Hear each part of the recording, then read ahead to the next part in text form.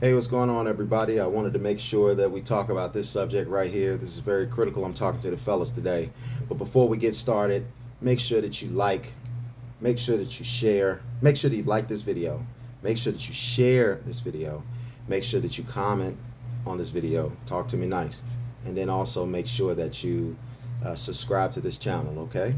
All right, and we'll be dropping more and more important content. So without further ado, I want to jump right into this, and I want to talk to the men. All right, I want to talk to the men. Yes, ladies, you can stay and you can listen, but I'm talking to the men. And yes, I'm going to be talking about you, ladies. I'm not going to be talking about you, ladies, because I don't talk about ladies and gentlemen, because ladies and gentlemen, they have their things together. It's the man and the woman that I like to talk to, because they have the potential to have it together, but they don't have it together. And then I'm definitely talking to the male and the females, because they really don't have it together. They are just out of control and unruly. All right.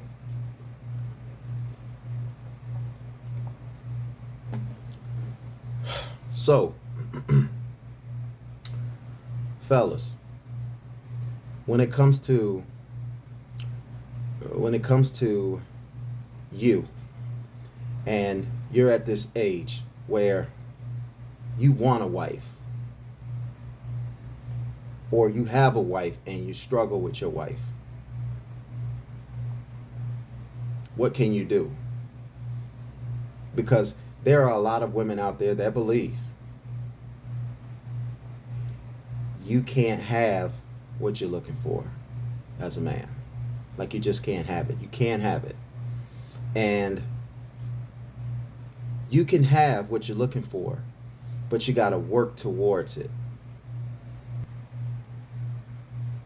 You can have what you want, but you have to work and position yourself to be able to command what you want. All right? I'm going to tell you, there are a lot of women out there that are submissive. They may not be here in America, but there are some of them in America. They're hard to find. They're harder to find. It's the hardest place to find a submissive woman. In fact, submission is a curse word to a lot of women. They get offended. They think you're talking about a dog. You know, they think you say the word submissive and they think you're talking about pick-me's. You say something about submission and they are completely irritated. Or the ones that will entertain submission list off a laundry list of things that you gotta do in order to get her to be submissive. You want me to be submissive? She says. Well, you gotta pay all of the bills. You gotta take care of all of the problems. You gotta help me clean this house and cook. You gotta help me with these kids. You gotta be at these field trips, PTA meetings, soccer games, this, that, and the other, so on and so forth. It's the only way that you can get submission from a lot of these women out here is you have to be a superhero to be able to have the opportunity to have it. And you can't let up. This goes back to men needing, in order for a man to feel loved, he must be respected. It's the only way you can love a man. But women, they want love. They want respect too, but they want love. But modernized women today, they want respect sometimes more than they want love. But they want it all. Modern women want it all. They want you to be a traditional man, but they want you to be Superman as well. They don't want to play their position and then you play your position. They want you to play your position and they want you to come over and help them with their position. And they want to be free to be able to take their money and do what they want. Oftentimes, when you're in a relationship with a modern, independent acting woman, you don't have access to her resources, but she has access to your resources.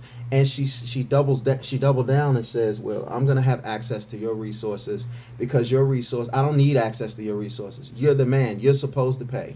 When we go out to eat, you're supposed to pay. When we have bills, you're supposed to pay them. your money is for your money is for us, but my money is for me to do whatever I want to do. When me and my girls need to go out, we can go out, and then I can pay for them to go out. When it's time for us to go, oh, you can't afford for us to go on a vacation. Well, I guess I can take us on a vacation. Like, it's laborsome to them. Even when it comes to like intercourse, it's like, I'm doing this for you. You're the one that wants to do this. Because if it was up to me, I'm laboring. That's just like when you go out there and you meet a woman, or you meet a girl, or you meet a female, and you say, hey, listen, you show interest that you want to get with her on a physical level. Oftentimes she's saying, well, what are you going to give me? And it's just like, well, I'm going to give you the same thing that you give at me. But they don't look at it like that. They look at it as they're doing you a favor. And that's the psychology of it. They feel like they're doing you a favor. So for the fellas that's been out there and have been working hard, doing their thing, supporting their wife, supporting their children and everything like that, and you fall on tough times, even the best of the women out there, to a degree, some slightly, some will maintain what they bring to the table and what they do, but then the typical female is going to change up on you as soon as you do not produce. Whether it's an excusable reason you're not producing or an inexcusable reason that you didn't produce. Maybe you lost your job. She's not going to rock with you the same way. Before then, you had your business, you had your job, you was making really good money or whatever the case may be. She would bust it open anytime for you, any place, anywhere. She would come to you, she would come on to you, she would do everything that she can for you. She would ask you what you need and anticipate what you need and do all of the things that you need. But when you stop working or whatever the case may be, you'll notice that the frequency changes. The frequency is like, you know what, I really don't, not today. I don't feel like it. Blah, blah, blah, blah, blah. And then it's just like, and it may happen at a small degree, because you got to understand that females are emotional. And so if they don't have things around them and things aren't taken care of, you got to understand that it's going to be a little bit of a switch up when they deal with you and interact with you. But if they're good women, they're going to conscientiously manufacture what is needed for you. And kudos to women like that. I get it. It's tough times. But you got to understand, as a man, there's tough times that you bring. There's tough times that fall on ladies too, or women too. And us men are expected to still maintain and do what we're supposed to do. Now the way it should be is give and take. But that's just not this way. I mean, this society that we live in is so fabricated to make relationships so lopsided that 9 times out of 10 in a relationship, the sacrifice is done by the man more so than is done by a woman. Now, I'm not saying that women don't sacrifice. Ladies sacrifice. Gentlemen sacrifice. But oftentimes, are you married to a lady? Or are you married to a gentleman? Even if you're not married to a gentleman, the problem is he will get vilified for not doing his gentleman thing. Whereas if a woman is not being a lady, there are excuses made for her not being a lady. Oh, well, she's going through something right now. Oh, it's tough right now. Oh, so-and-so happened. Oh, this, that, and the other, whatever the case may be. And in this society, they prevail with that. There's no excuses for men. A man pays child support. Let's just say for a child, a man pays child support. He pays for 10 years. And then he falls on hard times. And he can't get a job, he can't work, or whatever the case may be, for 6 or 8 months. First of all, he might not never catch up on his child support. And then he's vilified for not paying child support. And then somehow with that mother, if you're not paying child support, you can't see your child. You can't see your children. You can't see your child because because you're not paying.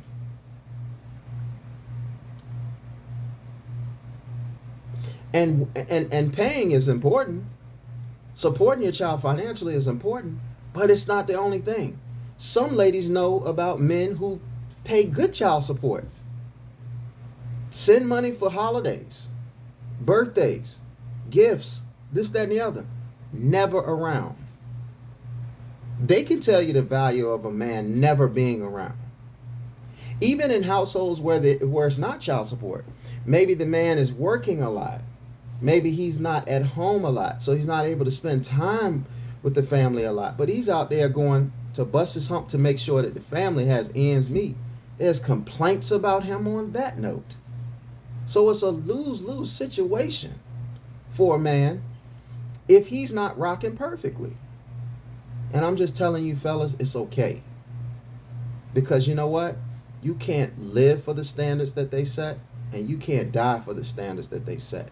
You can only stand on what you believe and stand on what your principles are and do the very best that you can. Do the very best you can. Now, when you start talking about submission, all right, most women are going to submit as long as you are providing everything that you're supposed to provide. Not all women. There are women out there that were raised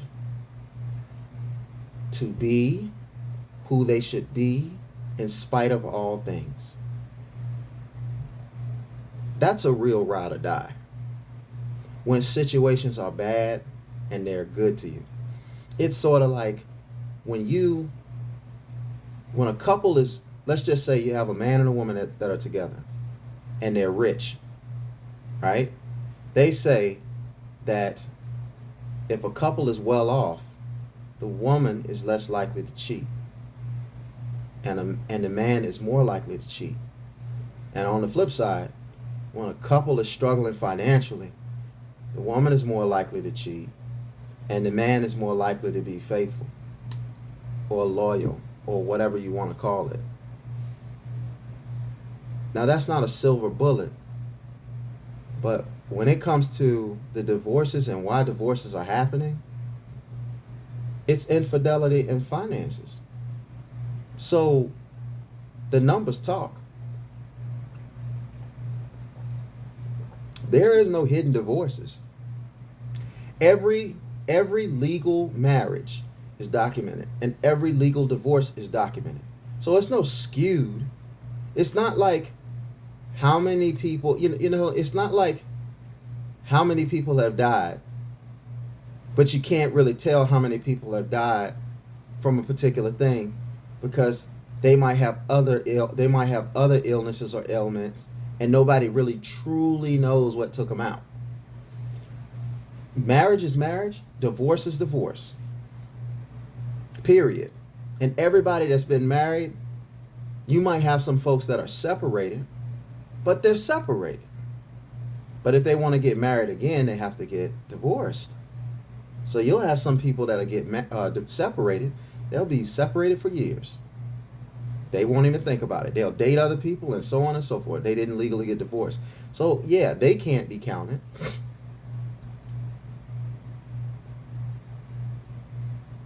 But eventually when they get divorced, they will be counted. And so you as a man, you're saying, I want to have a woman, a wife, who's going to submit to me. I want to have a wife who is going to do what I say. See, all of this is triggering some women, okay? And definitely females. But I don't care, because I'm talking to you fellas. They want you to, you want a wife who's going to submit to you. A wife who's going to follow you. A wife who's going to love you and respect you. A wife that's just going to stay in line and do what you ask them to do.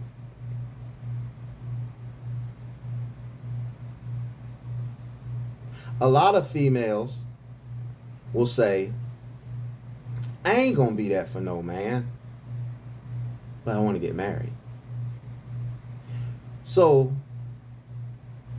If you want to get married to a man and a man wants you to, because I'm telling you, there is no man that's going to sit here that wants to get married and say, I want a woman who's going to do whatever she wants to do, even if it's against my wishes.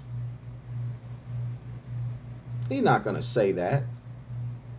He's not going to say, I want a woman who doesn't work with me. I want a woman that's disrespectful to me. I want a woman that loves me conditionally. No man wants that. And the fact that women feel like, there's some women that feel like that's what you can be and still have a husband. Who they're getting that information from? They're not getting it from men. They're getting it from undeveloped simp men, or they're getting that information from their girlfriends or females, mothers, aunties, or whatever the case may be. They're getting that information from them. And won't even look at them and say, well, what about your situation? How come you never had anything work out for you? And the ones that's giving them advice will double down and it's like, yeah, you know what? It was my choice. And listen, nobody's going to choose to have a hard time. And being single is not easy. It's fun. It's perks to it. But when it's all said and done in life, you're not going to build anything with anyone if no one is there to help you build. And women don't build like men build. What woman do you know? Let's take it in a literal sense. When a woman has an opportunity to choose whatever kind of job she wants to have, what fields are those jobs in? You know, is she in construction? Architecture? Is she building bridges?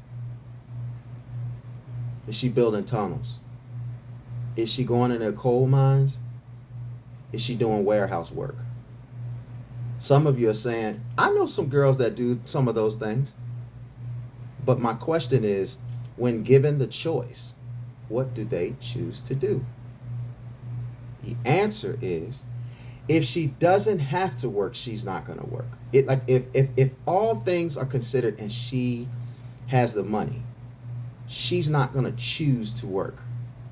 But if she does choose to work, she's going to do something that has to do with hospitality, okay, caretaking, customer service, or behind the desk computer work.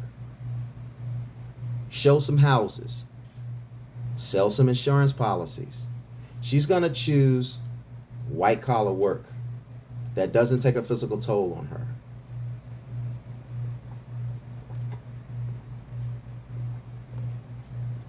I've been driving down the street seeing roofers working on roofs all the time.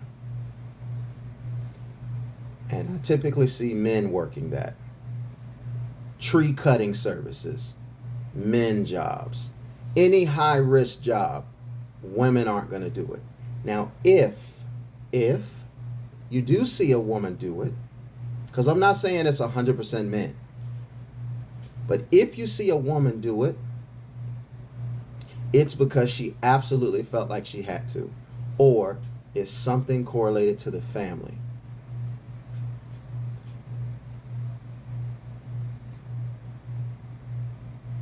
So if these white collar jobs weren't around, most women wouldn't work. Women today work out of necessity oftentimes. They work because they're single and nobody's going to take care of them. They work because they have children and the children need to be taken care of. And I'm just going to say it. I'm not making excuses. It's just the reality of the situation. Jobs are going to hire you if they like you. And typically you like what you see in others and yourself. So if I am from the dominant society and I have the ability to hire somebody, I'm going to have some prejudice. I'm going to have some favoritism towards the things that I like. There's nothing wrong with anybody having prejudice or favoritism. See, prejudice, there's nothing wrong with prejudice for no one. It only becomes harmful when your prejudice suppresses someone or a group of people in a negative way. That's why I'm telling you right now, no one out there is racist. You can say, oh, well, this person right here, Billy Bob, he's racist. No, he's prejudiced. Racism is prejudice plus system. So now, who in America can access the system and who can't access the system to make it work for them? That's who racism hurts. And quotas don't do anything. The way that it should be on a job, whether on any level, it should be the best, most qualified person gets the position. Now, if that was the case, black women would get most of the jobs of anybody. Why? Black women are the most qualified. If we're going by the scale of education, because black women have the most degrees of any group of people. But it's not leading to them getting the work that they want to get. Some of them are. I have family members that are females that have went to school and have gotten great jobs, making great money. But it's such an anomaly. And yeah, sometimes you have women, black women, that make more money than black men. Nothing wrong with that to me. It's what you do with what you make. But again, we have a situation where our women don't give us access to their resources like they want access to our resources. And we're supposed to be a team. So if you got one more dollar than me, or I got one more dollar than you, it shouldn't matter. It's our dollar. But it's almost like a what's yours is mine, black man, and what's mine is mine, black man.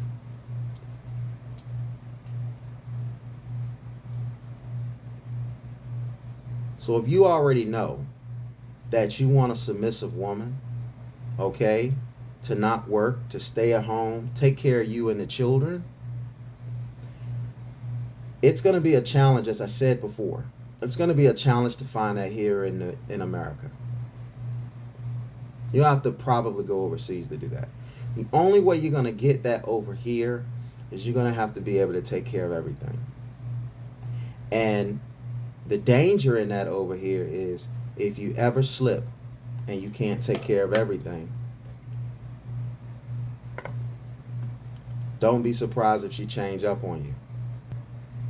You can have a woman that is good to you because you're able to provide her everything that she needs and wants. And then all of a sudden you can just have some shortcomings, man, and it can just go downhill. Man, I'm telling you right now, this is part of the reason that men are getting divorced after 10 years, 15 years, 20 years, 25 years. Some of them will go 30, 40 years. I know women. I know women who have divorced, who their husbands have carried them through all kinds of changes. All kinds of changes. Treated them bad, so on and so forth.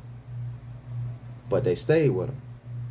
They wanted to be to the testament of their faithfulness and loyalness, or something that their higher power told them to do. But then his money falls off, and we looking at 32 years, money that fell off, and now what the Lord has told them don't matter no more. They file a divorce. They don't want to be around you no more now. They don't care. They don't care what you do. Now, you can even be a better person now that you fell on bad times and they don't want it. You know why? Because the moment you stop supplying what they need, they done with you. It's a wrap.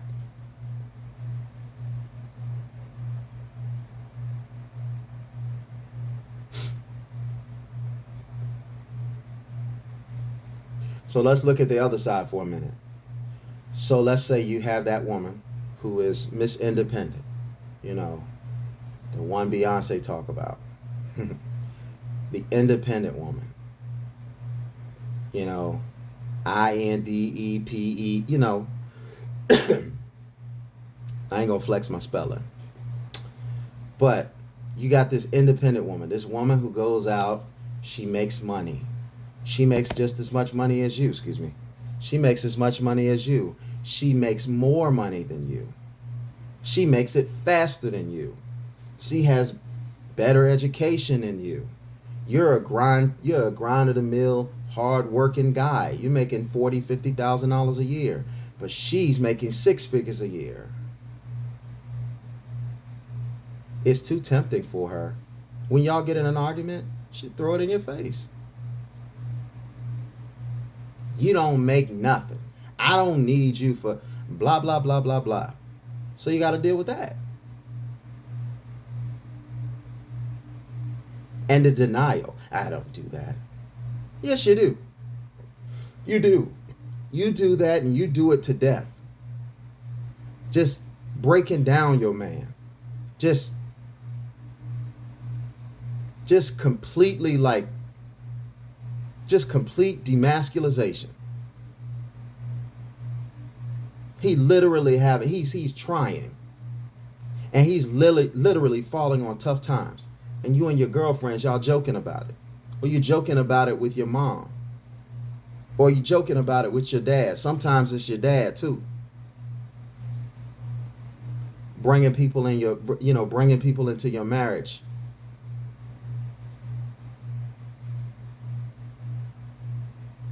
And you can forget submission with an independent woman. How many women have you? Name one woman you know. Name one couple you know where the woman goes out there and work, just like the man does, but she submits to him.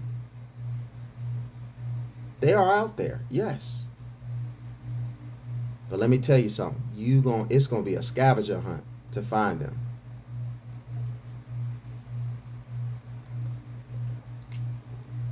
And how many women out there that work? How many women out there that work that will say, okay, I'm going to pay half of the bills of all of the bills and you're going to pay half of all of the bills? That makes no sense to them. No sense to them. And if any of her female friends find out that's what she's doing, they're going to have a kumbaya moment. Like, what are you doing? You paying the bills? For real? You helping pay the bills? That's why you will see what works. See, what works in marriage will be attacked. That's why people who have working marriages don't tell nobody what they're doing in their marriage. If her girlfriends only knew that she was coming home from work, cooking and cleaning, her girlfriends would give her a tough time for that. She'd say, what are you, his slave? You've been working all day. He can do some house chores too. Then you get enough brass and you say, why don't you help me clean sometimes? Why don't you help me cook sometimes? So you're going to run across all kinds of problems. Man, I'm just telling you right now, look, marriage today doesn't work unless marriage doesn't work today. It's holding, if a marriage works today and you have a man going out there and working a job and a woman going out there and working a job, you should invest those. You should invest those relationships, because a lot of times people are married and they're having problems, and they don't let you know they're having problems until it's a divorce that's filed. Then they let you know it was.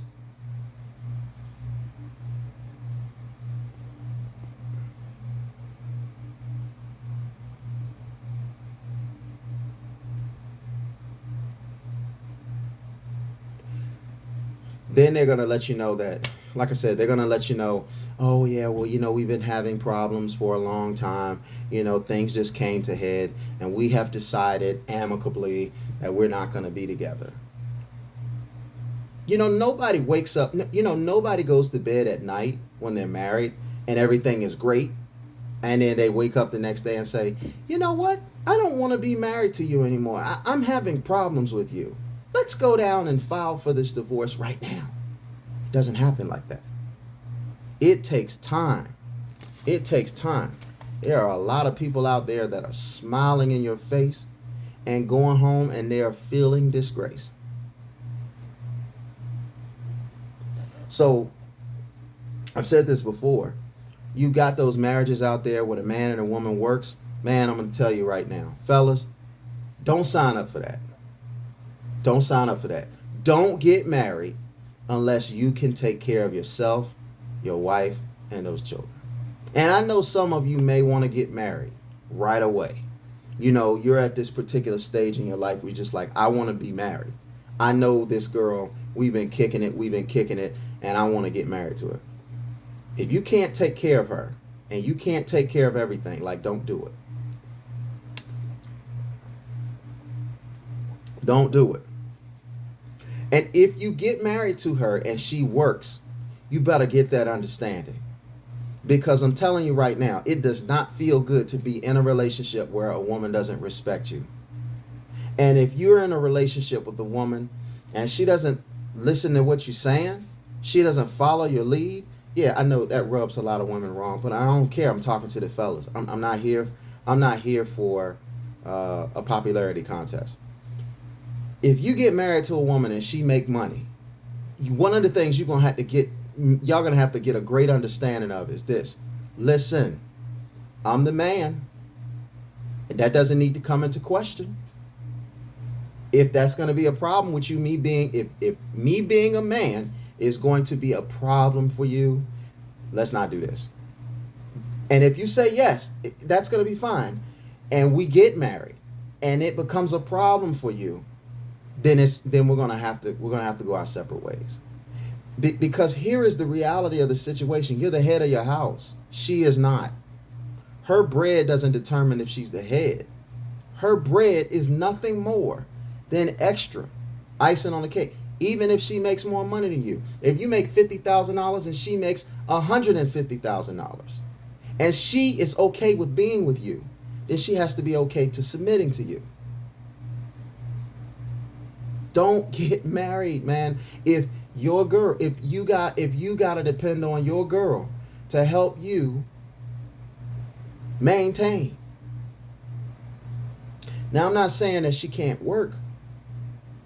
There needs to be the understanding.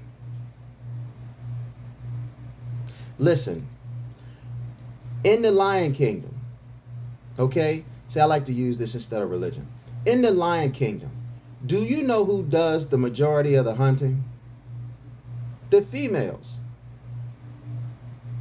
But it is understood when they catch the kill, it's the king's meal to distribute however he wants to distribute. Now, a lot of times he will let his cubs eat first because that's his dynasty. And then he will let everybody else eat the way he sees fit.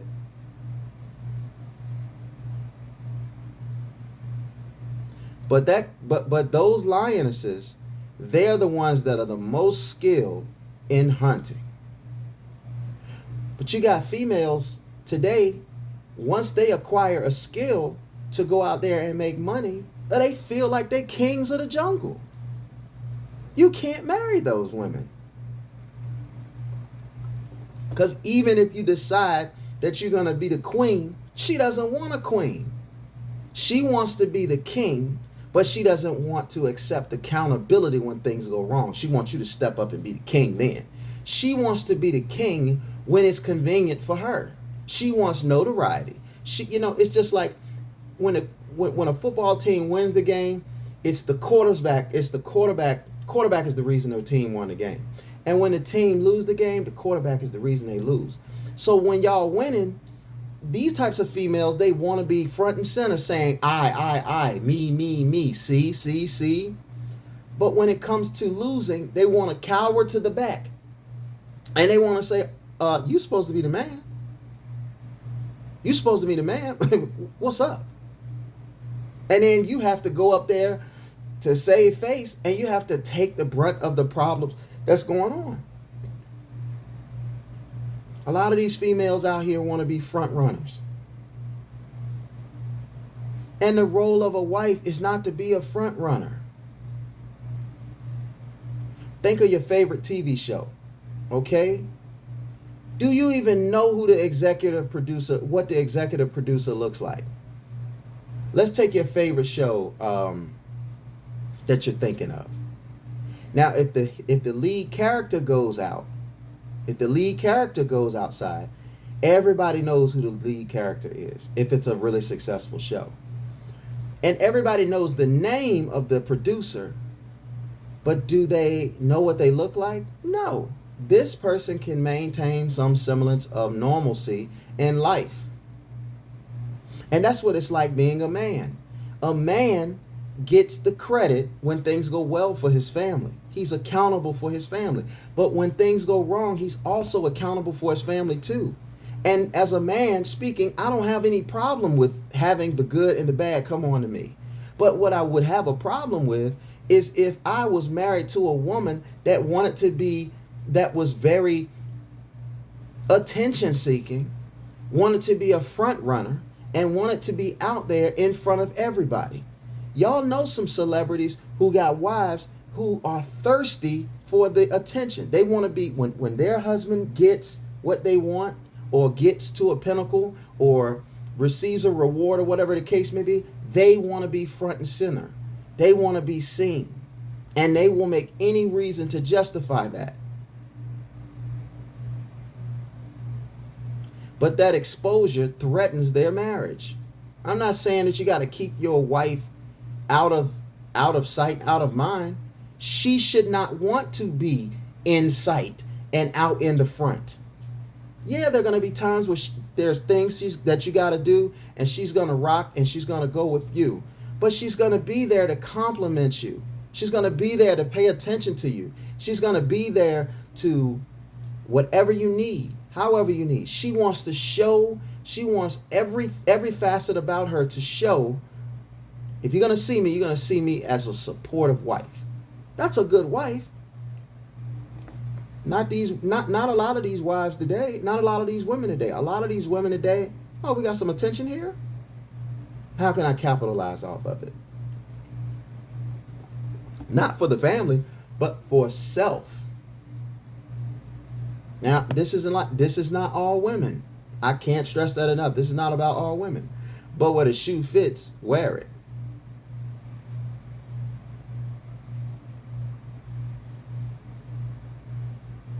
So I'm just telling you right now, it does not, if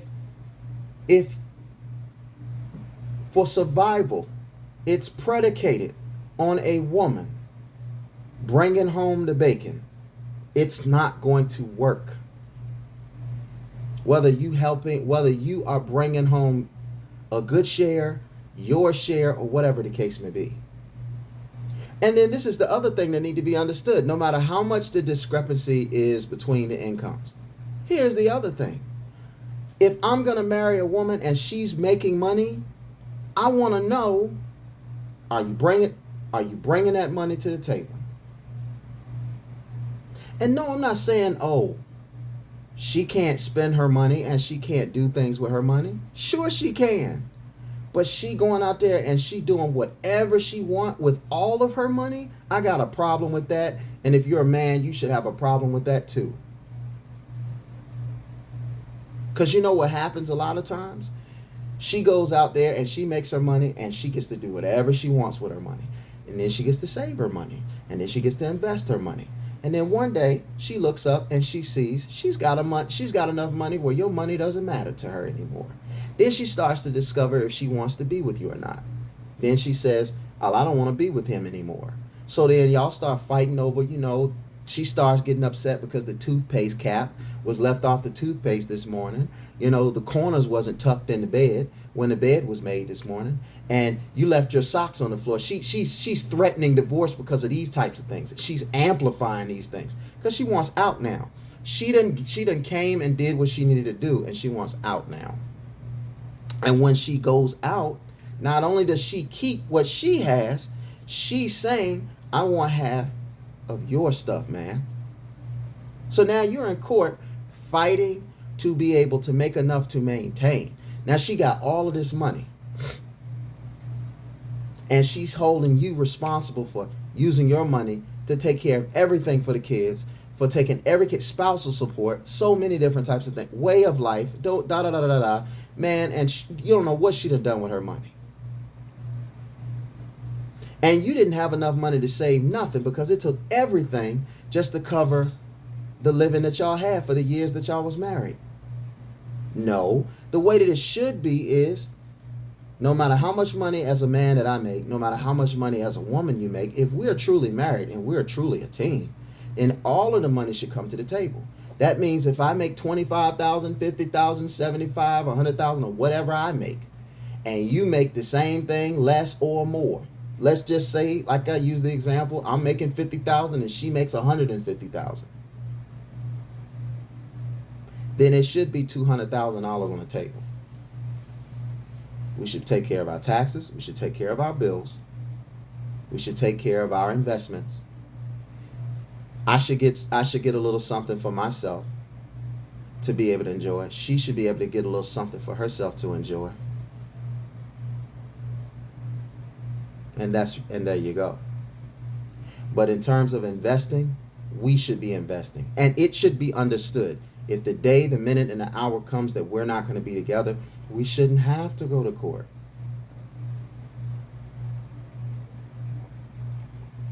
Because for real, fellas, the first 9 years of a child's life, that child need mom. The children need mom more than dad. Then the next 9 years of that child's life, it starts to shift.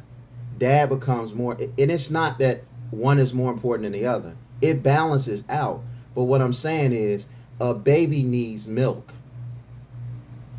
But when a baby's not a baby anymore, the older they get, they need meat. And I'm being metaphorical, but you see what I'm saying. A man can't give his child milk. He doesn't produce it. Mommy does. And I'm being metaphorical.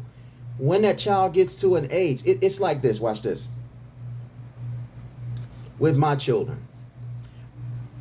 Me and my wife have children. Okay? The two youngest children, it's mommy, mommy, mommy. The sun rises and sets on mommy. I'm just the dude in the house. When we play, great. Daddy wants to play. We can play. But when I come in the house, they looking, what does daddy have? Did you bring something home? This is innate with children, right? But my oldest child that we have, it's the opposite. It's the total opposite. Sun rises and sets on me. Sun rises and sets on me. She wants to be around me, under me, 24/7, 365. She wants to, when I'm going to the office, she wants to go to the office. When I go to the store, she wants to go to the store. She wants to be everywhere I am. When I'm sitting there eating my food, she's staring at me eating food. It is crazy. It's almost psychotic. She sits there and she watches me breathe. She watches me sleep. She's always touching me, hugging me, kissing me on my face. She's always, are you okay? I can sneeze. Daddy, are you all right? That's how it is. But I even remember when she was younger, I didn't exist to her. And I've been in my children's life their whole life. I've lived with my children their whole life. And I'm telling you it's like that. Heaven forbid if anything happened to me and mommy and we weren't together anymore. The oldest would probably want to be with me. But the youngest two? No way. No way. But you know what? I know my wife well enough to know that if it came to that, there would be no fighting over the children. Because I'm not trying to take my children away from my wife. My wife's not trying to take my children from me. I'm not moving from here to Timbuktu away from my wife so it turns her into auntie mom. And my wife isn't moving to Timbuktu from me to turn me into Uncle Dad. Because we see that happen so many times in the black community. And in other ethnicities, when they separate or whatever the case may be, they stay close by because the women know how important a father is. It's just the black community, we don't grasp that concept that, oh, me and my husband, me and my wife, we're not together, so, but those children need both of us, we gotta stay close. We don't do that. I'm sorry. I understand. I mean, I get why, but I don't understand. I can comprehend why. I know that we're a damaged people and trauma is a big part of our lives, but I'm just telling you right now, other people laugh at that and they can't fathom doing that. They can't fathom daddy and mommy not in the child's life. But in our society, in the black society, women all the time reduce men to being sperm donors. Thanks for the sperm. That's all we good for to them. And you want to marry that? Now, look, me personally, I love black women. So, my wife is a black woman. But what I'm saying is, but by the same token, I've said this before, my wife wasn't raised in the States. So my wife's a little different. And every woman that I've ever been with, and listen, I've only dated really black and Latino women, okay? That's my preference. But shout out to the beautiful white women, Asian women, and all of those out there. Hey, and I'm not saying that I couldn't do that, but they weren't around me to date. And when they got around me to date, even though I know that you deal with a lot of issues with black women, I just still preferred that. Because, my preference is I want my children to come out and I want my children to look like me. That's just me. But I ain't knocking nobody that's in interracial relationships. They're fine. They're great. And listen, if I was single and I ran across a woman of a different race and I liked her and I vibe with her, I wouldn't have any problem marrying her. That's not what I'm here saying. I'm just saying that my wife's black. But my wife is not born in the States. She wasn't born in the intercontinental USA. And I see the difference. And yeah, me and my wife, we have hang-ups, we have trials. Who doesn't? But this, head snapping and all that other stuff like that, I don't have to deal with that stuff. It wouldn't work for me. If my wife was that way, it wouldn't work for me. I wouldn't be like, I would be like, this isn't working for me. Now, the goal is to get to the finish line of till death do us part. But nobody can really control that. But even if you can't control that, you guys should have a mutual respect for one another, that if you guys are going to separate, if me and my wife were to ever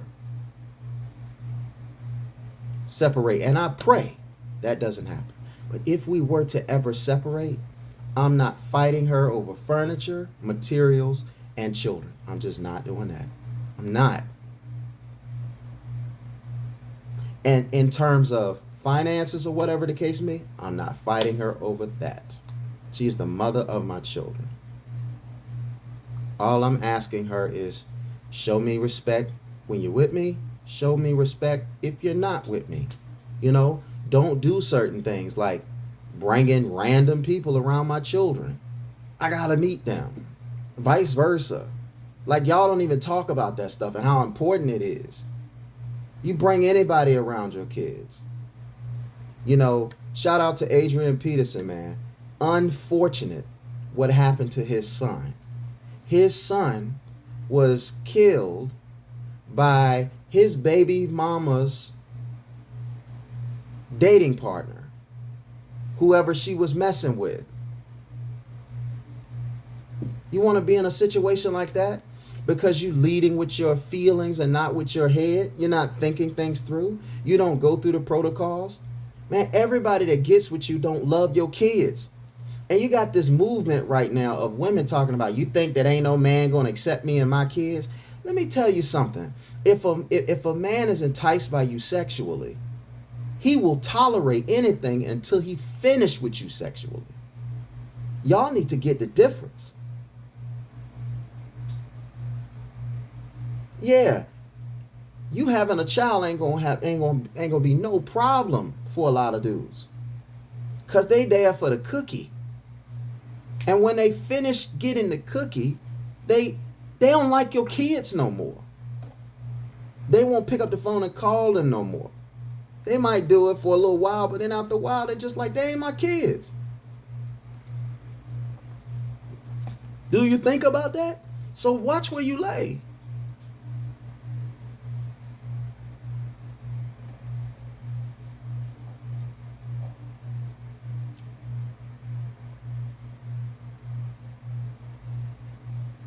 So you sit back and you think for a second. Sit back and think for a second.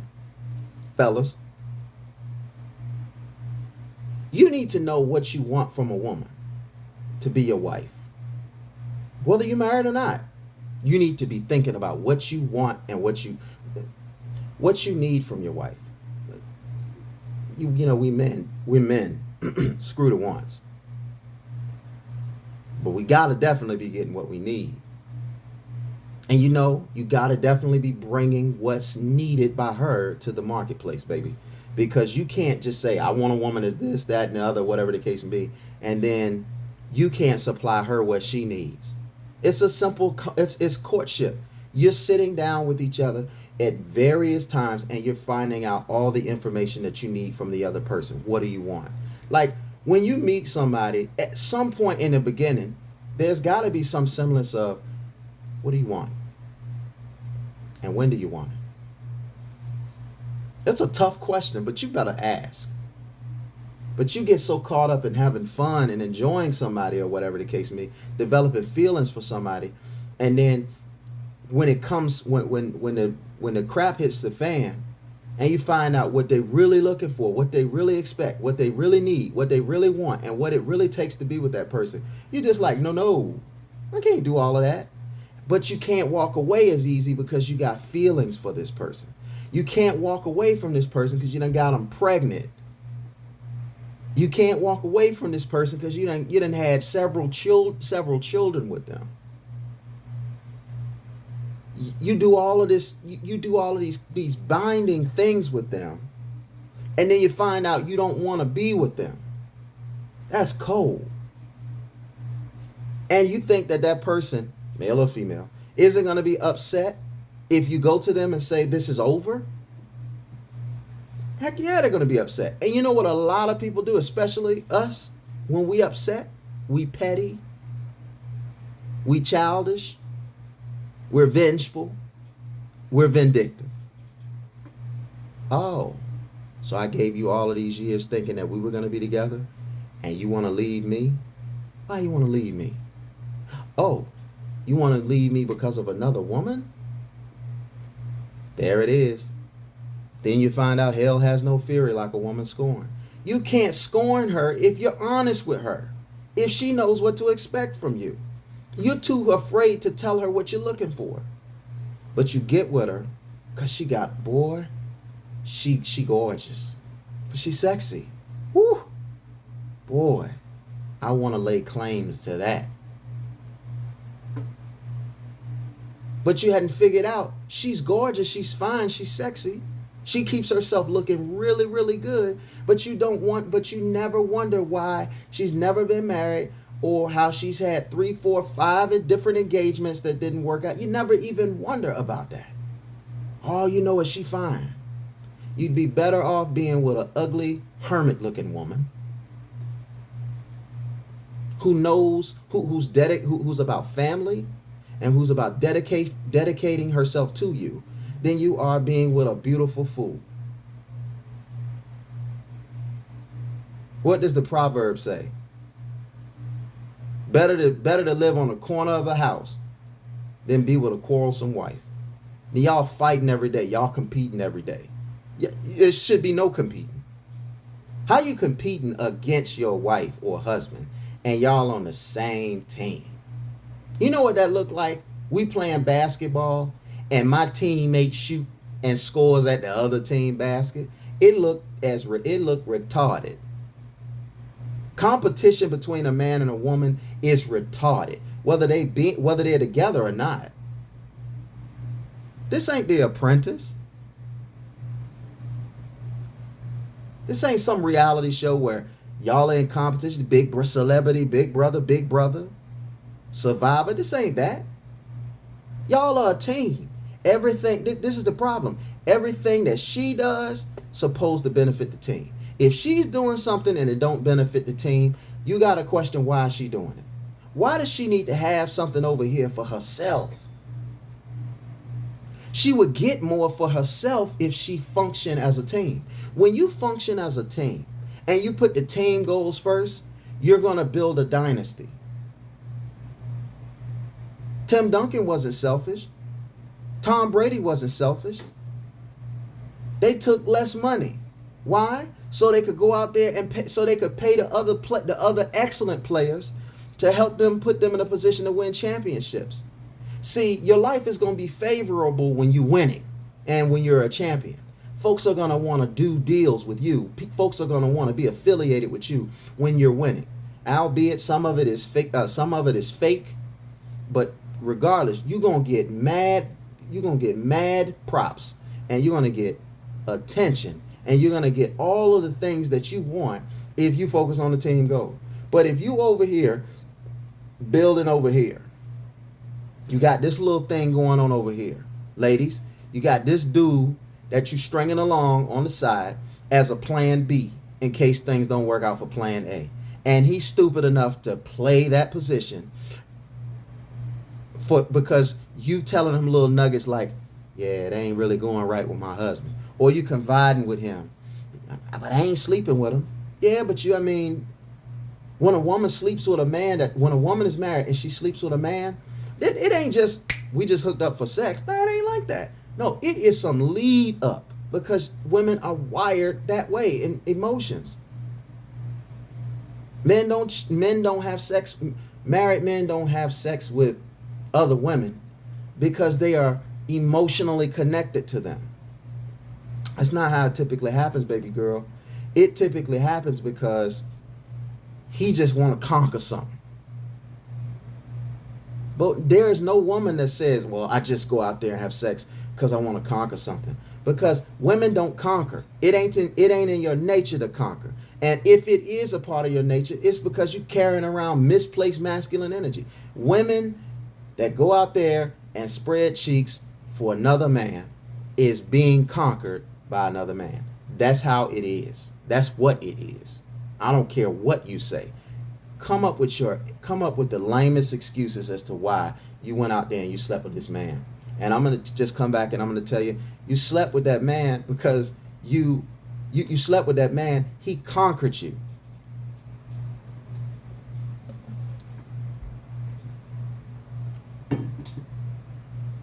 And he using you for sport. He probably know you ain't gonna never leave your man. But it feels good. Yeah.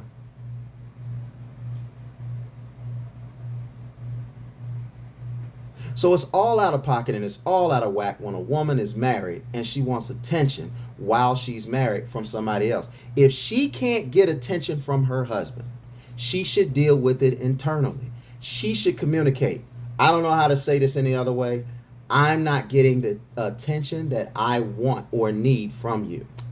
And he's supposed to say, well, what do you need? And she's supposed to communicate what she needs. And then he's supposed to be able to say, I'll start doing that. And if he doesn't start doing that, then you say, if you can't give me what I need, then I'm going to leave.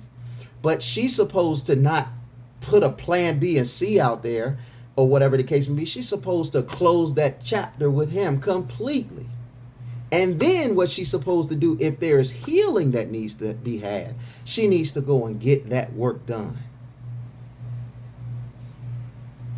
Then, after she's got that work done, she wants to go out there into the marketplace looking for another man or making herself available to another man. And so be it. But if she is transitioning, all she's doing is she's passing her trauma on to the man that she entertaining and or sleeping with. And these women don't care they doing that. So you can't be with somebody that wants to close, that don't want to close the door. They want to teeter-totter over here and they want to do this over here, but they want to keep the door open over here. So if things work out between you and your husband, then you're going to come over here and then you're going to say, all right, well, I'm going to leave you alone, plan B. Me and my husband, we look like we're going to work out and we're going to get back together. And then you wonder why this dude thinking, this plan B dude, he's sitting there thinking, oh, so you're just going to throw me to the curb like that. And then you get upset because he want to blow you up like an army grenade to your man. You just want him to have peace of mind to just walk away. It don't work like that, baby, when you get feelings. And look, I'm not saying that men don't have emotions and feelings. We got the same feelings and emotions that you guys have. We just filter ours through our logic when we're mature. But I'm just telling you, if a man has dedicated his time to you and you cut him off, it's not going to be the easiest thing in the world if he feels slighted. Because remember, folks can be petty. You talk about hell has no fury like a woman scorned. Hey, men can get scorned too. And you know what's so crazy about a man getting scorned? He got the physical attributes to go with him being scorned. So he can physically mess up some things. And it happens. Don't act like it don't. And when you're in an emotional state, you ain't in the right frame of mind doing what you're supposed to do. You can be a good person. But if you're in an emotional state and you're upset and you're angry, don't act like people don't get shot. Don't act like people don't get beat up. Don't act like cars don't get bashed up. Don't act like men don't go out there and fight other men because he's sleeping with his woman, even though he shouldn't do that. Logically, he shouldn't do that. But, I mean, emotionally, if he's in that place, he might see that dude and he might murk that dude. And then what? All because you playing this plan A, plan B, plan C crap that you playing. You're going to make sure that no matter what, you're good. Like one day you and your husband ain't going to work out. And then the next day you're going to be with this other guy. He going to know in the back of his mind that if you did it to him, you can do it to him. You can do it to him also. So, miss me with that. Miss me with all of that stuff. Because it doesn't work that way. You may get by, but you're not going to get away.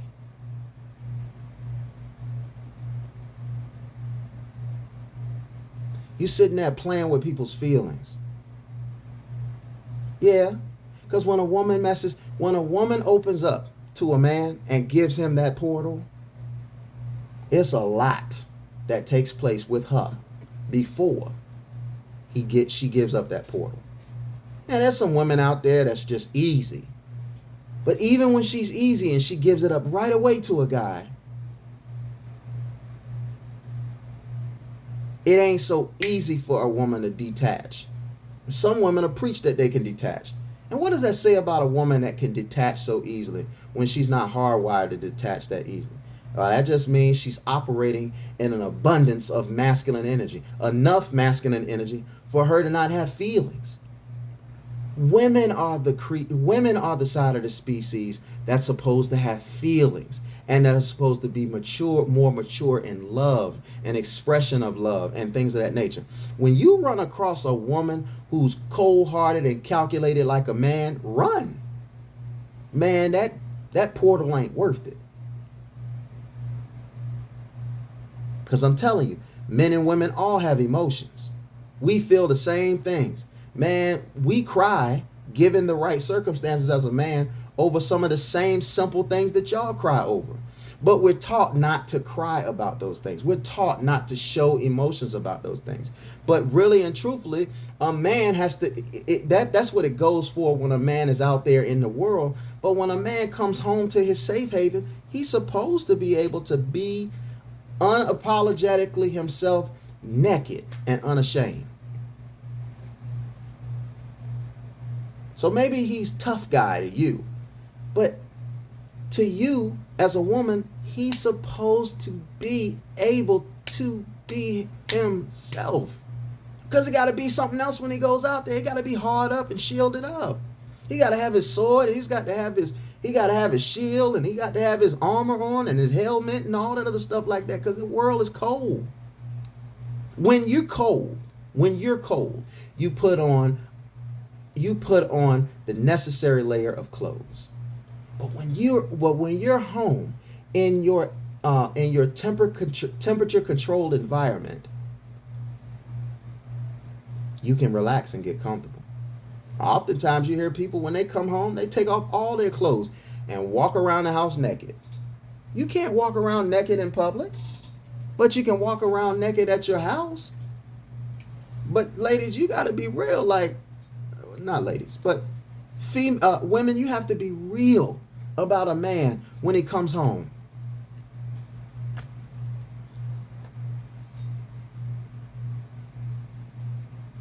Fellas, I'm telling you, you want some understanding in tough times from a submissive woman, she's going to have to be raised a certain way.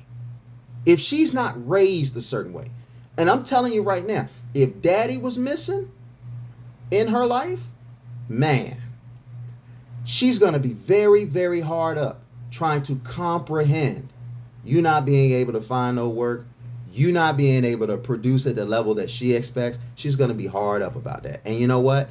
Those are the types of women that will run up out of that house, and they will run out there and they will meet up with some other man. Because that's why women cheat. Women cheat when something is missing in their relationship that somebody else provides. And she gives away the game to the man. It's like, what's the matter? She goes and confides into a man. Well, you know, we're struggling with our finances. Well, plan B man says, I got you. I'll hold you down. Just let me know when you need something. You ain't got to tell him. Just tell him you got it from your mother. And tell him you got it from your father. Or tell him something, right? Like, just tell him. Not even father, because father ain't around 9 times out of 10 in that situation with her. But, you know, tell him you hit the lottery. Tell him you know your scratch off worked, or whatever the case may be. And you'll never know. And you'll never know. But a woman who has a father in her life and seen her daddy struggle is the only chance she's going to understand or have some compassion or have some comprehension about your struggle. She would have had to seen it. Now, she might have struggled growing up, but it was just mom. So she couldn't comprehend what she saw in terms of how mom and dad dealt with trials and tribulations.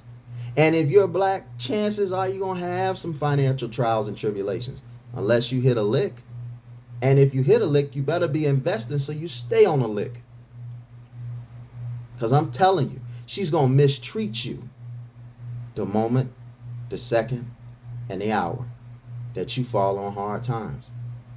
It's going to start brewing. It's going to start cooking. And then you're going to start seeing it. That's how the cheating happens. She's missing something. All of a sudden, she starts changing. Her timeline starts changing. She's not where she's supposed to be, or she's staying out late, or picking up some extra shifts at the job. Now she's picking up some extra time at work, but no, she's spending time with somebody else, and it's justified with the money that she gets. Because you think, oh, she's got a little extra money because she's spending a little more time. No, she's over there with baby boy at his crib. at his hotel, doing her thing with that guy, blowing him out and sending him to sending him to another planet with her portal.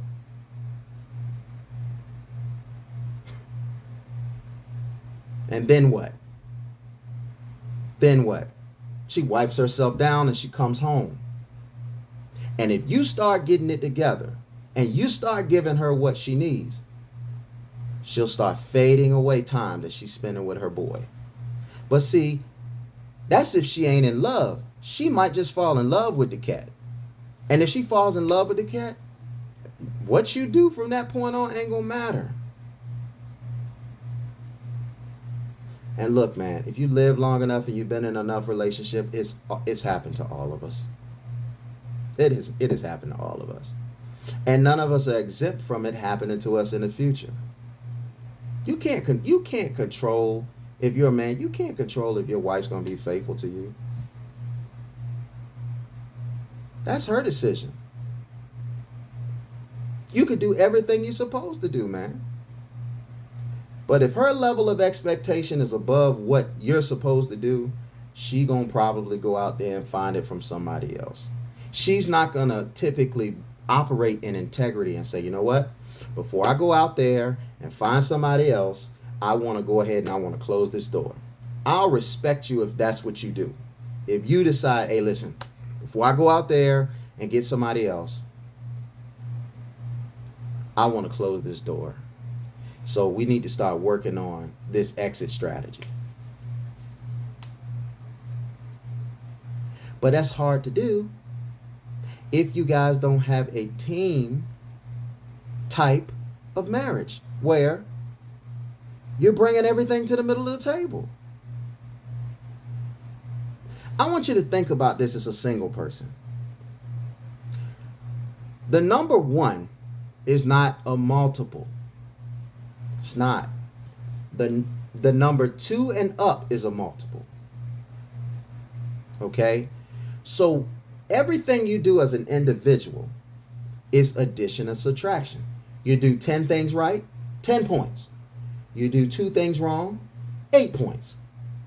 The consequences aren't as severe when you're single. But the growth potential ain't as much when you're single. No matter what you do, no matter how hard you work, the reason why is because everything rides on the singular person. The bills, the utilities, the food, the clothing, the shelter, everything rides on one person. So really and truthfully, one person can afford to make a mistake better than a couple can make a mistake. Because with a couple of 2 or more people, everything is a multiple. You do 10 things right times 2, that's 20. You do 2 things wrong, you back to 10. So it's critical to communicate with each other, to make sure that you're on the same page so that you're moving forward, that you're minimizing. And there are going to be miscalculations along the way. But over the course of time, there's a period that is going to be until you get to autopilot in your relationship, where you have an understanding of one another, where you know what the other person is thinking, and you are instituting communication in that relationship. And then you minimize the errors. You minimize the errors. You know, you got 10 here, 16 here, 20 here, 50 here, 70 here, 80 here, 90 here, 100 here. Okay? You're sitting at 100,000 points. And you make a mistake together, and that's 2. So you went from 100,000 to 50,000. Imagine having an investment account that had $1 million in it, right? And imagine waking up and it has $500,000 in it. $500,000 is a lot of money, but it ain't a lot of money when you had $1 million. When you have $1 million and you wake up and you see $500,000, just like the housing crisis of 2008, or what's going on now, and you see folks losing money like boom, boom, boom, boom, boom, man, that is disturbing to the soul, because we live in a capital-based society and we know we need that. And then all of a sudden it's gone. Man, how do you feel? How do you feel? Have you ever had a check? Have you ever worked at a job and had and said, okay, I'm supposed to make this amount of money, and then all of a sudden you get your check and it ain't what you thought it was going to be. It was way short. Well, you ready to just go crazy at that point. That's what it's like when you're married. So, ladies and gentlemen, when you marry someone, everything needs to come to the table. If you can't bring it to the table, forget it. You got to bring everything to the table. Even if you bring in a lot to the table. Like I said, same example. He's making $50,000. She's making $150,000. Typically that won't happen. But if it does happen, and she's bringing $100,000 to the table and saying, hey, I'm bringing twice as much to you in the table. No, there's going to be some slight there. You got to bring the whole 100 to 150 to the table. It should be 200,000 at that table. And it shouldn't be I contributed more, you contributed more. Ladies, if that's important to you, then go find somebody that makes as much as you. Because I'm going to tell you right now, if you make $150,000 and he makes $500,000, you ain't going to be operating the same way. So if you make $150,000 and bring it to the table, and he takes $200,000 and bring it to the table, and he says, I'm bringing more to the table than you are, what you tripping about? You like the other $300,000. You got to keep that same energy. You wouldn't want somebody to do unto others as you would want them to do unto you. So bring the same energy that you expect back. Don't expect the energy that you're giving to be trumped. I like this example too. A woman says she wants to have a 5-star lifestyle, but she can only afford a 3-star lifestyle. And she gets mad when a man comes into her life and doesn't give her a 5-star lifestyle. But you don't even know how to offer yourself a 5-star lifestyle. And then you ain't willing to share, bring it to the table, and work together for us collectively to get to a 5-star lifestyle. Listen, the reason that you have a 3-star lifestyle is because it's just you. Add some kids to it, add another person that you're responsible for, and your 3-star goes down. Because because the allocation of resources has to go to other people. You don't want to share, but you want everybody to share with you. That's the problem that I see. He's sitting out here now. He's sitting out there. He busting his own. So you make 50,000. He make 50,000. But when his 50,000 comes in, you want a 5-star lifestyle. So you'll say, I'm not giving you access to my money. And you start using your money to pay for things that you couldn't afford on your own. How is that fair? Idiot, you could take your money and you could invest the money so that both of you have it. Watch this. If you got 50,000 and you take 40,000 to live off of, right? And you got 10,000 left for your leisure and enjoyment, and he's got $50,000. Now you guys living on, let's say you're living on $50,000 now, a little bit more, buying bulk, instead of 40, it's 50, Let's say you're living on $50,000 now. You got $50,000 now because you're with him that you didn't have when you weren't with him. Miss 10,000 left over. So now you're going to be selfish about the 50,000 surplus. So you're going to turn it on his head and you're going to say, I want you to hold me down paying our $50,000 worth of things that we need with your $50,000. So you're going to have $50,000 to play with. And you ain't smart with the money. And for those that are smart with the money, you're not giving him access to it. You're saying, well, this is my hard-earned money and I saved it. It wouldn't have been possible, heifer. It wouldn't have been possible if you weren't with him and he wasn't shelling out his $50,000. He shelled out his $50,000 in love. You can't respect him enough to say, all right, I'm going to take this $50,000 and I'm going to, whatever I do with it, I'm going to split it 50-50 with him. That don't make sense to y'all. That lets y'all know y'all don't need to be in leadership when you think like that. That's that what's mine is mine, what's yours is mine mentality. Fellas, did you see that, man? Drop her ass. Just drop her like a bad habit. And she deserves. Don't worry about her feelings or anything like that. Because guess what? She'll be fine. She got money saved up. She may not want to use it to take care of herself. Make her use it to take care of herself. Can't be with nobody and y'all making this kind of money and she going behind your back.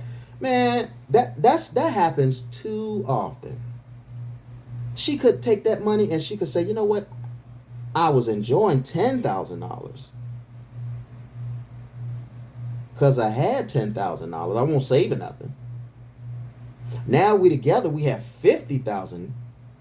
I should be happy that I have $50,000 extra for us, because even if I'm splitting it with my husband, it's 25. That's like, what is it? 100. I think it's 150%. Don't quote me on it. It's like 150, whatever it is. It's more than 2 times your money. It's 2.5 times your money.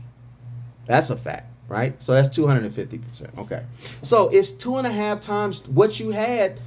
And then even if you were dumb and you spent all 25,000 of that money on your end, which is dumb, you'd at least have more working together. But the smart thing to do is, why you can't stay at 10? Why you can't stay enjoying things at 10% for a moment in a twinkling? You get $10,000. You make sure he has $10,000. And then you guys invest the other $30,000 in conservative investments. Nobody's telling you to go stupid. Stock market, real estate, cryptocurrency. I mean, business. Whatever it is that you choose to do.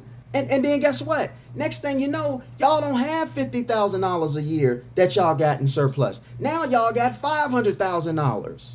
Now y'all growing like crazy, but you can't understand. She can't understand as a woman that if she play team ball, she gonna get everything she wanted and then some. Nah, she too busy conniving and scheming, making sure that not only is plan A working, but there's a plan B option just waiting in the wings. Yeah, she got that guy that she ain't sleeping with. No, you good. She ain't sleeping with, but she talked to him. She does minimal flirting with him. Why? Just keep his attention. Gauge him. You know, I'm really attracted. Here's plan B, man. You know, I'm really attracted to you and everything like that. You know, let's get together. No, we can't get together. I'm married. You know I'm married. Yeah, I know. But we can be friends. We can be friends. She just keeping you at bay. You know them little things that, remember when we were in school, them red fire extinguishers, it says break open in case of an emergency. That's what she's doing. She's setting her emergency fire extinguishers. So when her home catches on fire, she can put out the flames for herself. And she can have somewhere to stay for an insurance policy. But that's not what you do when you get in relationships. You're supposed to forsake all others. You're supposed to be going into it with somebody that you're saying, hey, I don't want a plan B. I'm not going to have a plan B. And if I get to the point where I feel like I need a plan B, then you and I need to talk about an exit strategy.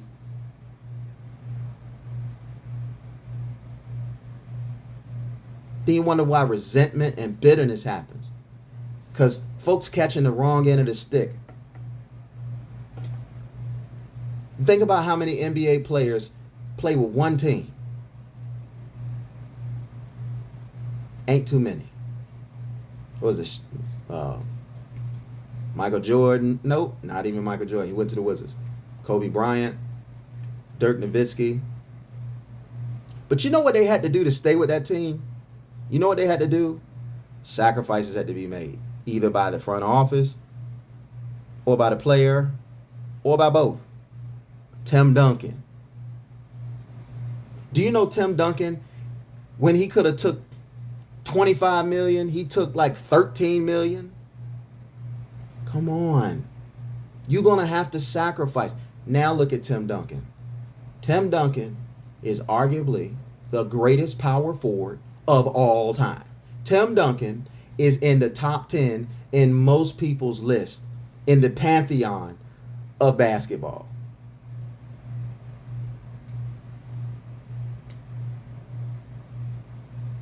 But take somebody that didn't win championships like Charles Barkley, Karl Malone. Great players, phenomenal players. But they ain't win nothing. I'm sorry. They ain't win nothing. And Karl Malone is number 3 all time in points, ahead of Jordan. But he ain't win nothing. And nobody really talks about him. They just don't. He's somewhere on his little farm, doing his thing with his cows, chickens, and pigs. And I'm not saying that he ain't good. But nobody's going to remember Karl Malone like they remember Michael Jordan. Nobody's going to remember Charles Barkley like they remember Tim Duncan. Nobody's going to remember Chris Paul, unless, now, the verdict's still out. Nobody's going to remember Chris Paul like they remember Isaiah Thomas. And Chris Paul is known as the point god. But reality is, it's about who hoists the trophy in life, man. You winning, you can't be in a relationship with somebody where you're winning and they're not. Listen, when I was at the Ohio State, hey, I didn't play that much the year we won the championship. But we all got championship rings. See what I'm saying? See what I'm saying?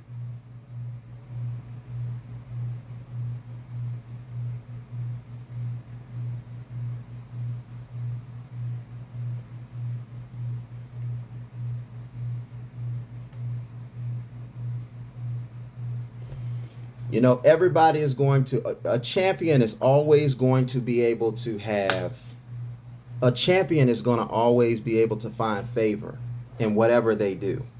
Well, you have to be a champion when you get married too. Because you have to be a champ, you have to do the necessary things to sacrifice. If you want to be with somebody, you have to do the necessary things to sacrifice so that on a baseline level, everybody is getting what they need. You need to start sitting down and you need to start talking to these females. You need to start talking to these women. Don't talk to females. You need to start talking to these women and talking to these men. And you need to be making it very abundantly clear that what is needed is put on the table. You can talk about what's wanted. And yes, you try to strive to give your partner what they want too. But you just make sure, hey, listen, if I'm getting these things on a need level basis, I'm staying. I ain't got no reason to leave. You promise? Cool. You don't even have to get legally married with that. You can write a contract up about that. Maybe that's what y'all should do. Maybe y'all should write up a 5-year contract and do a renewal every 5 years. If you get married, maybe you should renew your vows every 5 years. Because at every 5 years, you're going to change as a person and that your partner's going to change as a person. You need to update what the changes are and what's necessary. If we're going to get divorced, man, then we got to start doing amicably, man. Because we shattering dynasties and legacies because we're selfish and we can't communicate. So, hey, do a 5-year, 10-year contract. Hey, look, I'm not going to leave. I'm not going to leave unless you do these things right here, okay? Because we gotta the unconditional part is lopsided. Men are supposed to love unconditionally. Women are getting away with being conditional, and that's not going to work. And I'm telling you right now, you would never sign, a man or woman, you would never sign a contract to work for anyone. If you go and find a job or whatever the case may be, if you found a job and they said that they were going to pay you this, they were going to offer you this, they were going to work you this many hours, that many hours, or whatever the case may be, and you get on that job and it was something totally different, how long would you stay? You wouldn't. You start looking for another job.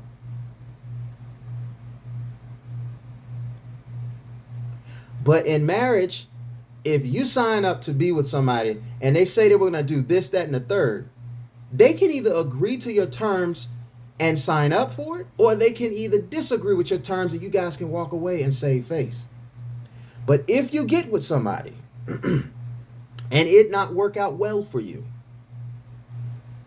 as long as they don't do those damaging things that you say would make the contract and avoid it, you stay with them for that period of time. And while you're staying together, make sure that you're building together. Even if you're taking half of what you built together from the other person, they came into it with more than they left out of it more than they came in. Case in point, I'm sitting there making $50,000 a year. You're sitting there making $50,000 a year, and we build this $6 million up in investments, right? So now we're not together. We got to go to court. I take 3, you take 3. Did you have 3 before you met me? Nope. Did I have 3 before I met you? Nope. Chances are the bitterness is going to be little to not there. The bitterness comes when you feel like you've been slighted. And I'm not saying money's everything. And even with the children, whatever y'all agree with the children, say that before you have children. Hey, listen, man, what happens if something happens between us and we don't want to be together anymore and we have children? What are going to be the arrangements? Well, I want my kids with me. And she said, no, I want the kids with me. Y'all can't agree on that? That's very important. I don't think y'all should be together. Shouldn't be together. I'm not saying that you go into marriage and you think about it not working out, but you need to have a buyout clause. Not just for money, but for everything. Everything that's going to be divided, there needs to be a buyout clause. And that can be between you. Case in point. Anything happened to me and my wife, and listen, I'm not speaking this into existence. I'm just giving us a scenario. I want to stay with my wife all of my living days. Old and old. And I'm going to do everything that I can to make sure that we can stay together. But I can only control my half of it, just like she can only control her half of it. I don't want my wife to be with me because she feels like she has to be with me. I want my wife to be with me because she wants and chooses to be with me. I want that to be the case. Because if somebody is with me that don't want to be with me, then I got to look over my shoulders and I got to be careful. And I shouldn't have to be that careful in my own household. See, some of you got people respecting you out of fear. And they will respect you out of fear. But is that the type of respect that you want? Because as soon as you turn your back and they think they can get at you, they will. Like a hyena. A hyena is not going to mess with a lion. But a hyena is going to study a lion. And a hyena is going to build his dynasty. That hyena is going to lurk in it. Look, that hyena is going to steal food when it can, hunt when it can. It's going to raise their pups, okay? And it's going to sit back and it's going to lurk. And it's going to study the king of the jungle. And then it's going to study his pride. And they're going to study to try to figure out what are the weaknesses with each one. And what are the weaknesses of the pride in totality. And when is the best time for us to strike? And if they see an opening, they're going to take it. If it's 7 lions, and it's 7 hyenas, they know they don't have a chance. Because the lion is too courageous. But if it's 7 lions and it's like 20 hyenas, they're going to have confidence. That's what happened in gang culture. By them being all together, it gives them confidence to do things that they wouldn't do individually. That's why you'll see a gang member, he's not going to have the same amount of confidence if he's by himself than when he's with his boys. Now, he might have some confidence because he got his strap on him or whatever the case may be, but it's not going to feel the same if he's not with his crew. This is the same thing with lions, tigers, bears, oh my. Unity gives you the confidence. So on a positive note, unity gives you a confidence when you're married too. When the husband, the wife, and the children are on the same page too. That gives everybody confidence. But if you in a marriage and you feel like you alone, man, that ain't no confident feeling.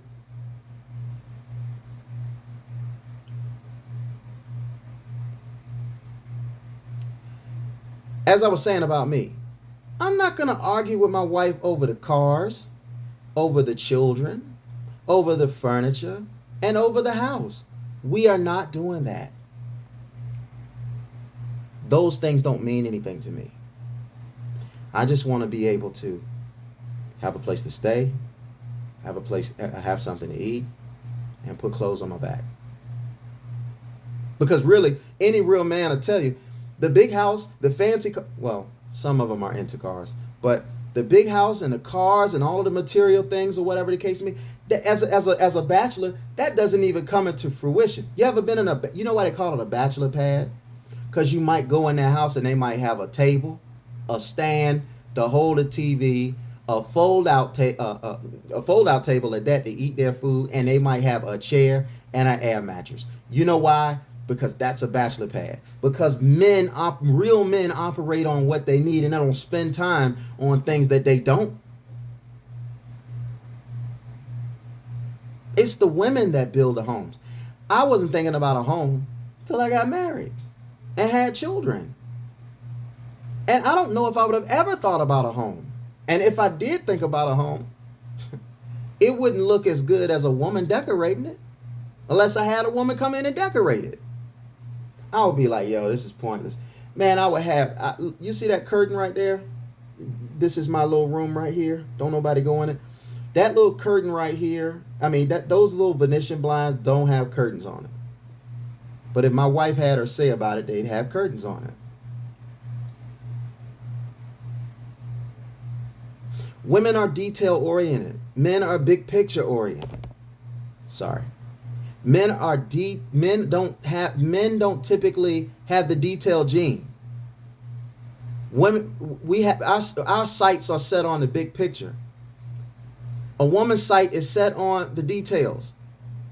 A woman's sight is set on the now. A man's sight is set on the future. That's why they need each other. Now, I'm not saying that I keep hitting that chord.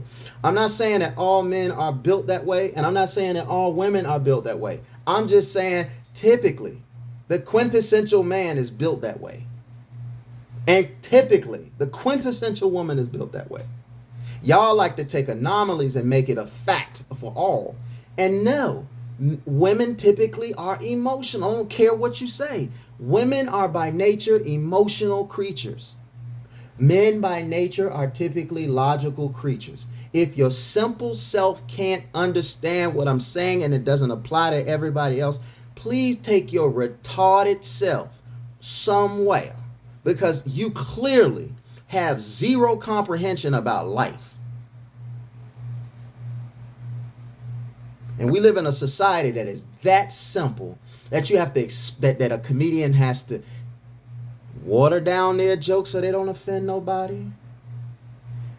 I have to say there's no silver bullet for this, say there's no silver bullet for that, for y'all to be like, oh, okay.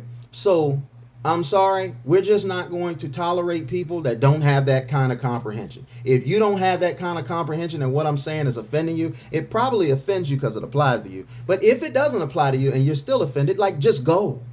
Go.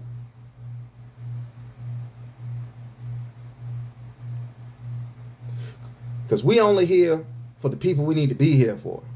We ain't here for nobody else. I am not trying to have this crossover appeal. I'm not trying to be on everybody's computer screen. That's not my concern about it. I do fine. I make what I need to make. And I don't need this to make anything. That's not what I'm here for. See, some of these people out here, that's exactly what they're here for. But if I could care less. I just want what I'm saying to mean something to somebody.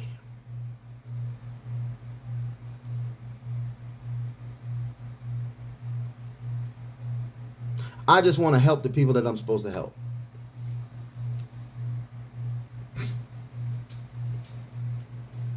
Y'all got it all messed up, man. You just don't understand, man. the team is not going to work unless there's sacrifice. Golden State Warriors. You got Klay Thompson. You got Draymond Green. You have Steph Curry. Okay? And you have Andre Iguodala. They have been the core of their championship recipes forever since they've been winning, right? Draymond Green. He says, and sometimes people get tired of winning championships. Draymond Green, I would say that he's tired of winning championships. He's not going to verbalize this, but he knows that if he wants to win championships, he's got to be on a team with contenders. When you asking for max contracts, that handicaps a salary cap league and a salary cap team. Can't do it. Somebody's got to sacrifice. But you can't blame him because his peers are getting these huge contracts. Steph Curry has signed 2 contracts that have made him over $500 million. He's making like, I think, $50 million a year. When Draymond sees that, it's natural to get in your feelings about that and say, well, I want my cut too. Dynasty over. The Bulls could not afford to keep the team together in the 90s. It got to a point where it was just too much, and you got to let go. Name one sport where and I'm not talking about the Celtics back in the 50s and the 60s, right? Where they won everything and it was like 2 teams. You can repeat like that, okay? Because you're either going here or there. I know it was 8, but what I'm saying is we're not talking about that. We're talking about a competitive league where teams are trying to get better every year. They're going to poach from the teams that are winning because they want the characteristics on those teams, on their teams. Now, Draymond Green is an interesting character because he's valuable, but he's not valuable in the traditional sense. He's valuable in you can't measure sense. You need a guy like that on your team. You need a Dennis Rodman on your team. You understand? In hockey, they used to have, headhunters, guys that were fighting and stuff like that.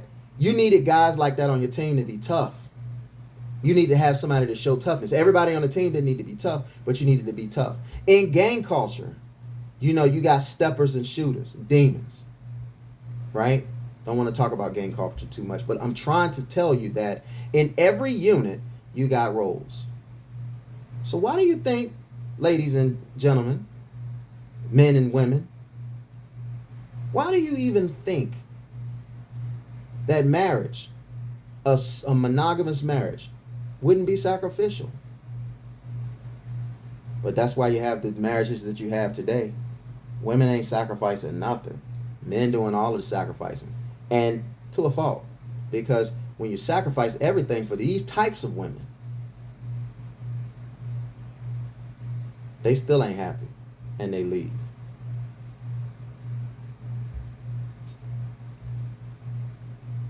So if you want a submissive wife, fellas, I'm telling you right now, if you want a submissive wife, you're going to have to leave. And you're going to have to go to another country. And you're going to have to go to Cambodia. I wouldn't even say, I'm even speaking out of, not even talking about like ethnicities. I'm talking about cultures.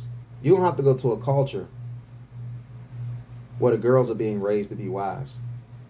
America is not a culture that's raising girls to be wives. America is a culture that's raising girls to be independent. Independent is singular. So nothing about independent says anything about team. It doesn't. I want an independent woman like that. No, any man that's telling you that he wants an independent woman is an incomplete man. He is really lacking, and he is depending on independence. A man is supposed to develop into someone who can provide by himself and protect. You can't do that.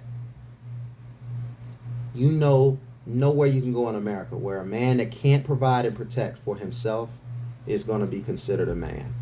He's going to get called every other name. It's not like a woman. When a man ain't on his P's and Q's, society going to let him have it. And society going to cancel him out.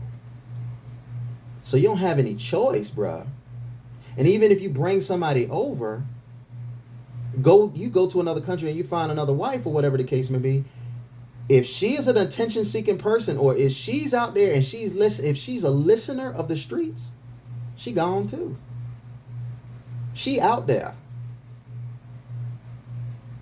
Honestly, I love my wife. My wife's not the same.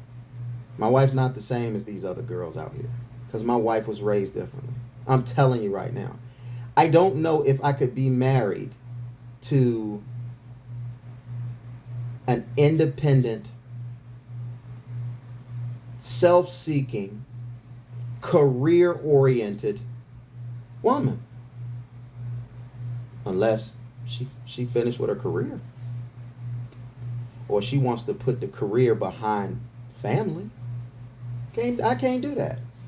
And any woman that's trying to convince you that you should get with her and she is that way, dog, she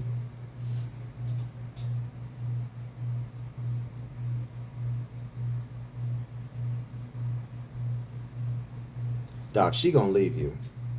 She gonna leave you red-handed at some point in time. It's not a matter of if, it's a matter of when.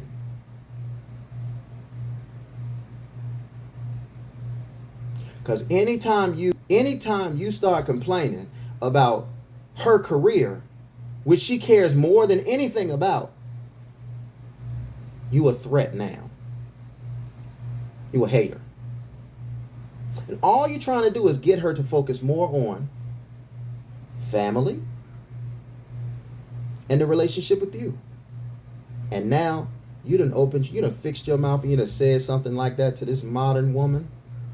Man, she's immediately devising the plan to leave you.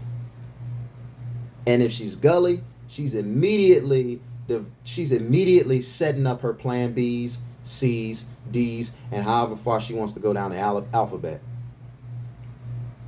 And she ain't gonna say nothing to you. She gonna smile. Men and women cheat. And women cheat more than men. You know why? Because they get away with it better than men do. Because we cheat for the stupidest reasons. And some of the reasons are justified. I ain't gonna lie, some of them are justified. You got a woman at home that can give you something and won't give you something, I can't blame you. It ain't right, but I can't blame you. No more than I can blame the man that robs the bank because he's trying to pay his mortgage. I don't think that it's a good thing that he robs the bank. No. But what I'm saying is, I get it. If somebody came into a man's house and hurt his wife and his children, wouldn't you comprehend him going and finding that man and killing him? It ain't right. He's going to get in trouble for it. But can you comprehend? And see, there is no comprehension for a man when he's not getting what he needs in a relationship. Ain't no comprehension. No. You cheated on me, you bastard.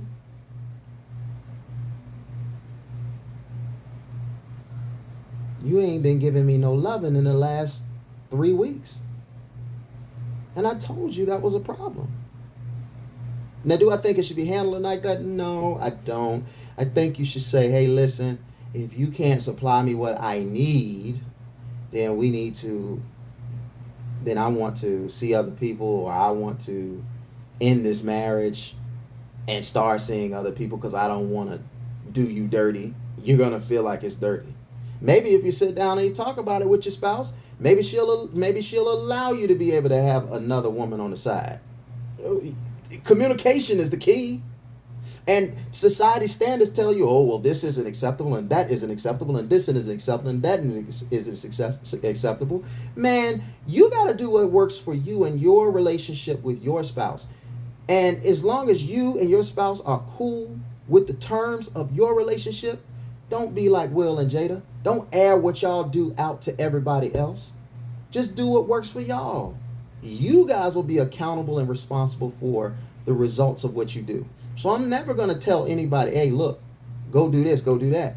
You follow the standard protocol. You don't want to be married to somebody or whatever the case may be, for whatever your reasons are, you're going to have to live with the results of if they were justifiable or not. And if they, you can convince everybody about it, but you're the one that's got to go to sleep at night. Are you really getting rid of the person? This is what I would say to my ex-wife. Was it really worth it? Of all that happened after me, was it better or was it worse? And could you have gotten what you needed to get out of what you had? Ain't no coming back from it. Because if you are remorseful about the fact that you did the things that you did, ain't no coming back. I'm not going to sign up to be with you again. Even if I was single. No way. No way. The trauma, the wear and tear, I'm not doing that. And this is the thing about me, boss. I ain't trying to go where somebody else has been after I've been there. This is what I mean by when she busting it open for somebody else. If she busting it open for somebody else, if a man's wife busts it open for somebody else, he can't control that.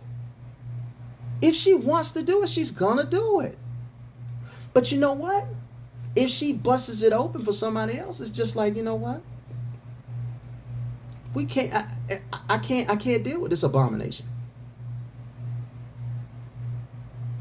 And I know that's controversial. So what? So what? It's a fact.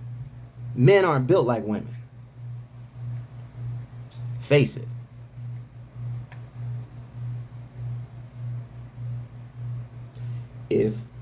If she, if my wife decides that she wants to go out there and be with somebody, it's one thing if she goes out there and she gets raped. But it really depends on you. If you want to accept her back, that's you. That's you.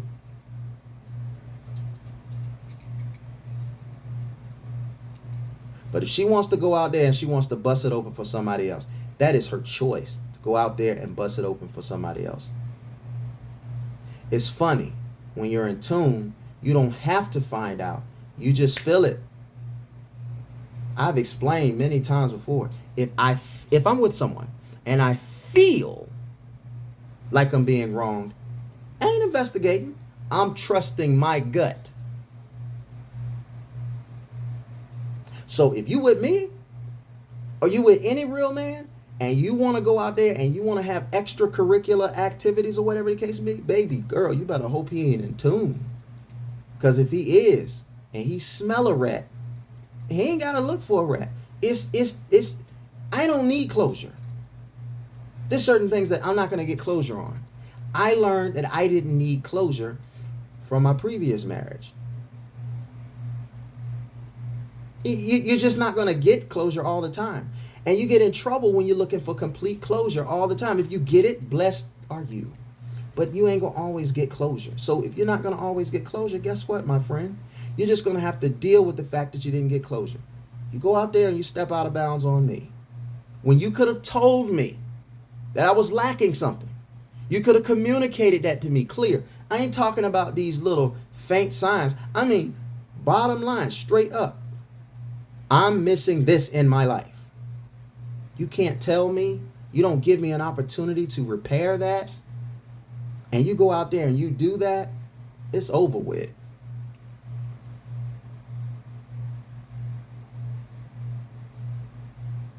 And if you got to be the guy that keeps on keeping on, I'm telling you right now, marriage today, the way that it is, it ain't for men. It is only for men if you have the right type of woman. But where is she?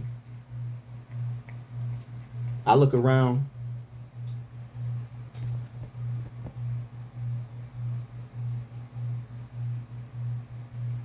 I look around and I don't see where she is.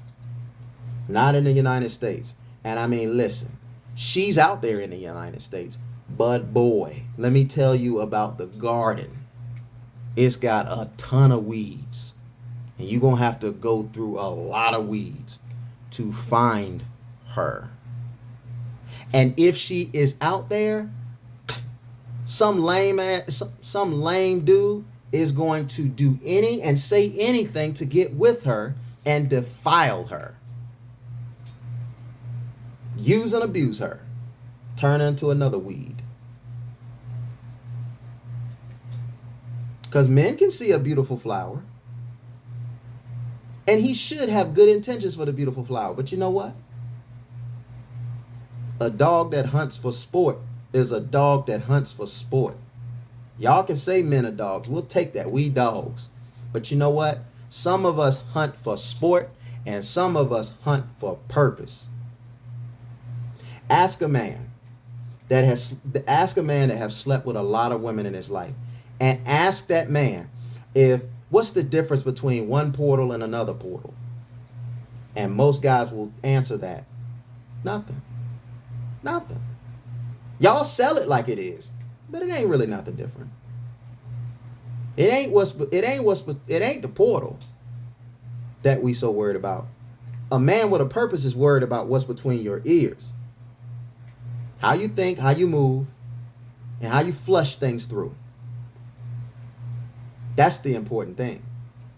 Because you know, with these BBLs and stuff out like this, all y'all women look just the same. All of y'all look the same. Y'all dress the same. All y'all shop at Fashion Nova. All of y'all shop at the same stores or whatever the case. Y'all look just the same. All of y'all wear weave. All of y'all wear them. All of y'all had them cumbrellas on y'all eyelashes. All of y'all wear caked up makeup. Look, I'm not even a guy. I'm not even a girl. Excuse me. I am a guy. I'm not even a girl. And I know with all of the tutorials or videos y'all have about makeup, I know exactly how y'all put the makeup on. Y'all make more videos about stuff like that, commercials and stuff like that. Man, we ain't into that stuff, man. Like real men, we want to see what you really working with. You get with a woman and have a baby with her, and you don't know who the baby look like. I need a DNA test because the baby don't look like you. Then you pull up an old photo and be like, oh, so that's what you used to look like. No wonder. Telling you. But we're going to wrap it up right there in closing. All right. Fellas, if you're going to get married, you need a woman to do these three things for you. You need her to feed you. You need her to freak you. And you need her to follow you. And if she has any problems with one of those three, that's the only flag you need. Tell her, hey, I need a woman to feed me, freak me, and follow me. The 3 F's. Feed me, freak me, and follow me. If you give me access to that consistently, I'm going to marry you. If I'm feeling you. But as soon as you stop doing those things, Houston, we may have a problem. Stop giving these women unconditional love. They not giving us unconditional love. Give them the love that they desire under the conditions that they gonna feed you, freak you, and follow you. You with a woman and she don't wanna, I don't wanna do it. And then she get upset if you wanna do it. That's all you wanna do. Well, when we were together before we got married, you were I couldn't keep you off of me. Why? Because you were hunting for a relationship? You were trying to secure marriage? Now that you got it, you don't let up? No. We need to tell these women, because they tell us by showing divorce, we need to tell these women, look, I just expect you to do what you claim you're going to do. I ain't asking you to do nothing else. Because men don't really ask women to do anything. Not real men won't ask them. So I'm not going to do to you. I'm not going to ask you to do something that you can't agree to do. And for your sake, if you ain't constantly getting a progress report on your relationship, at least every 5 years you need to renew your vows with a person, because I'm telling you, You are not the same person you was, and she is not the same person she is. All right, so that's my time. I got to get out of here. If you would like this video, if you would comment on this video, talk to me nice. Or or just leave a comment. Or also share this video with somebody that need to hear this. And lastly, make sure that you subscribe to this page. Man, I love you guys. I'm out.